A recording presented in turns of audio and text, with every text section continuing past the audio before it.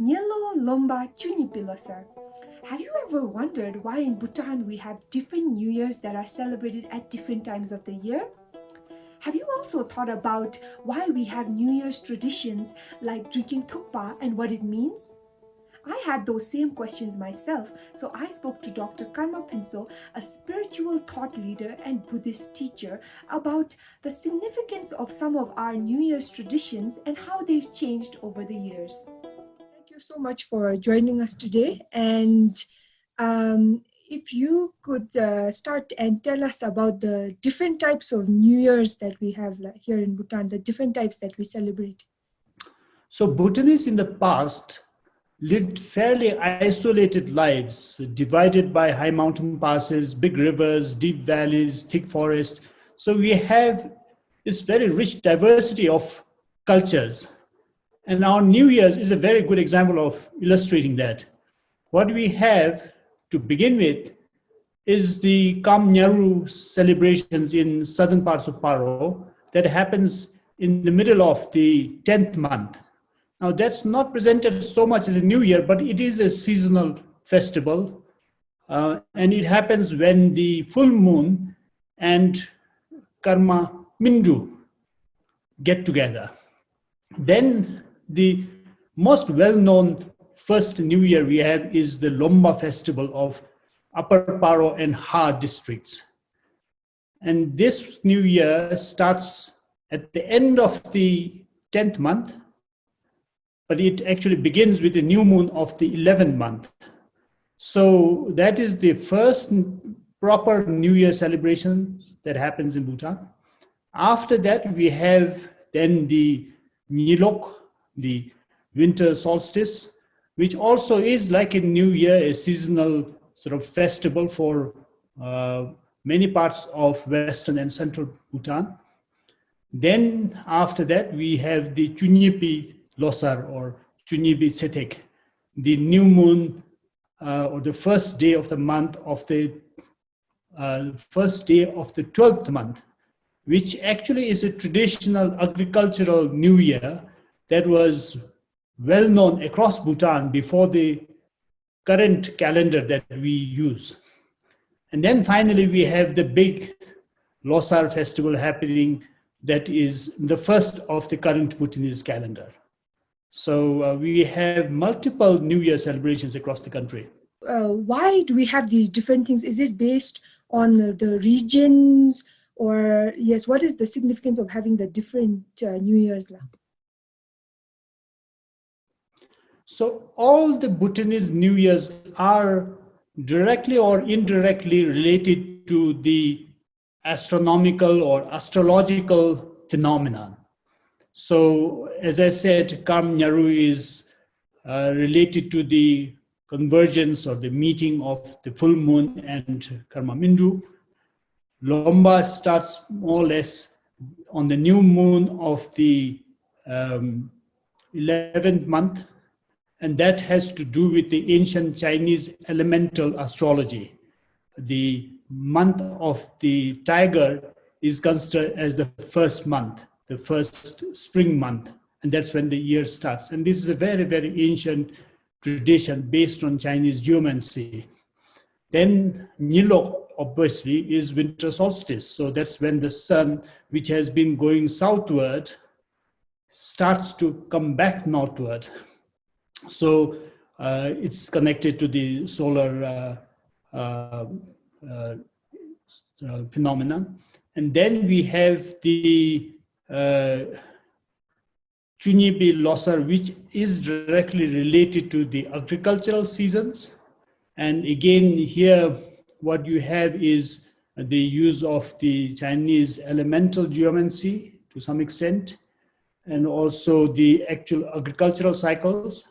And then the last one, the most common one that we use is based on a political event. So it is the last one that was introduced in the Himalayas through Mongolia. The Mongol army under Genghis Khan in 1227 or so invaded a kingdom called Minyak or Shisha. And they celebrated that using an ancient calendar. And that day became the first day of the year for the Mongol political rulers. And that has spread to Tibet and then eventually come to Bhutan. So our Dangpa Losar, as we call it, the Losar of the first month of the Bhutanese calendar, is actually associated to that Mongol political event. So it's not so much a natural astrological event that has informed this most popular Losar we celebrate. So the New Year's Day that we now know across the globe is 1st January. And that is based on the Gregorian calendar, which was adopted in the 16th century by Pope Gregory. And that calendar is based on an ancient Roman calendar called the Julian calendar, which was endorsed by Julius Caesar just before the Christian era, 45 BC or so. Anyway, according to that calendar, they chose January 1st to be the beginning of the year. And that's because the Roman god Janus is considered the god of beginning. But that's not to say that the Western world always had January 1st as New Year. There are many traditions. Some celebrate New Year in September, some in December. I think a lot of Christians had New Year's on 25th December to celebrate Jesus' birthday as well. And then they had also New Year celebrated in spring, especially during the vernal equinox, as we call it, the time in March when the day and the night are equal. So the world had so many different kinds of New Years, just as we have here in Bhutan. And it's only in the 20th century, the Gregorian calendar became so common and used by all countries across the globe. And today, we, as part of a globalized community, are also used to it. So now most people think 1st January is the beginning of the year. There's no uniform way of celebrating Losar. But a lot of the Bhutanese elites in the past copied the Tibetan aristocrats. So they often did what a lot of Tibetan aristocrats did. And that would be setting up the altar, the offerings in the shrine room properly. Then they would have some substances of blessing, especially wheat flour bedecked with some butter decorations. They would have some serkim alcohol offering, and then a lot of other sort of goodies, cookies and biscuits and fruits and food, everything offered in the shrine room.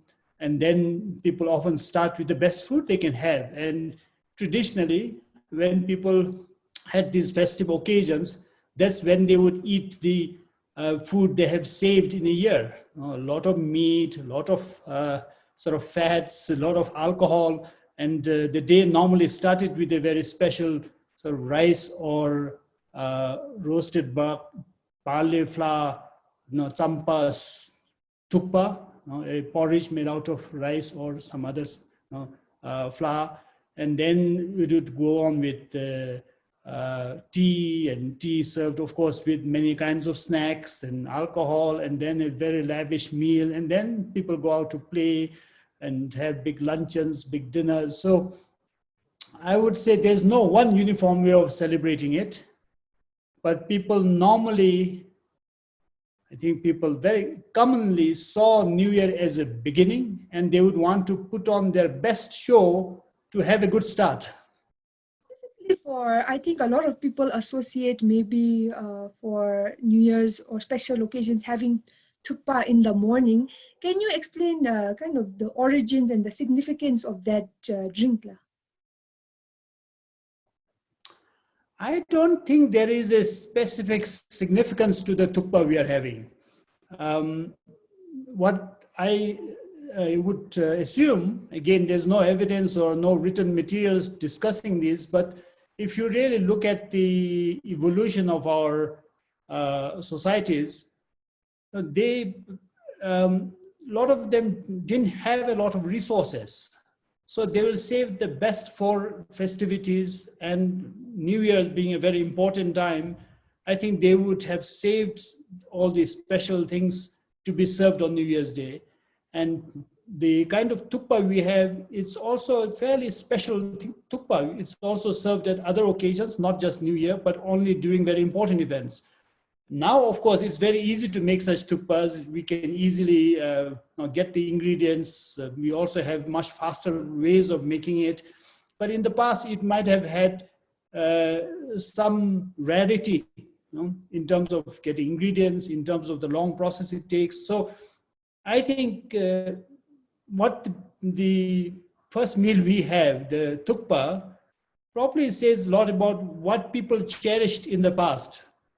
So, speaking of traditions, how have you noticed over the years? How has it changed? Like these celebrations, like for New Year's, how have you noticed any change in how people celebrate? La?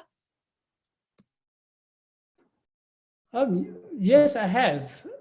I mean, as a general remark, when we look at culture and traditions, not all of the cultures and traditions come out of a very deep spiritual or cultural significance either. They are often very practical ways of doing things in the past that gets sort of turned into a habitual practice and that become a kind of a norm or a tradition. And we then today look at them and think we should really stick to them irrespective of their sort of irrelevance or impracticality.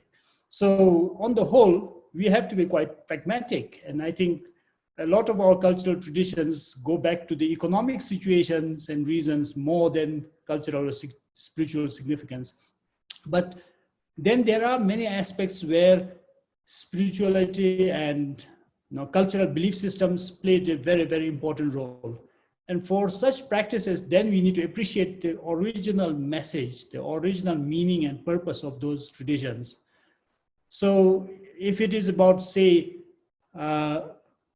thinking of the new year as a fresh beginning, the cycle has just finished and we are about to launch a new cycle. And when you launch a new cycle, you'd want to have the best intention to do good for yourself, to do good for others.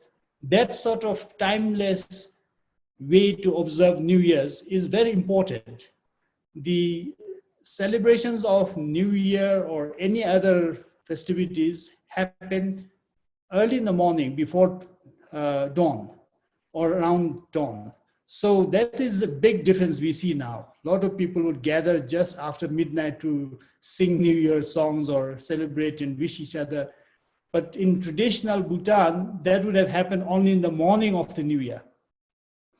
Then, of course, traditionally people would really do the religious rituals first. As I said, they would really make sure their intentions, their aspirations are right and proper.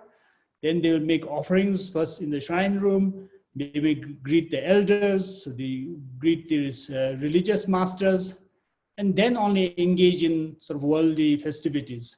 Whereas today, New Year is overtaken by the more mundane celebrations, staying up until midnight and then shouting and sort of cheering and toasting, but not necessarily doing the more sacral businesses that the tradition used to do.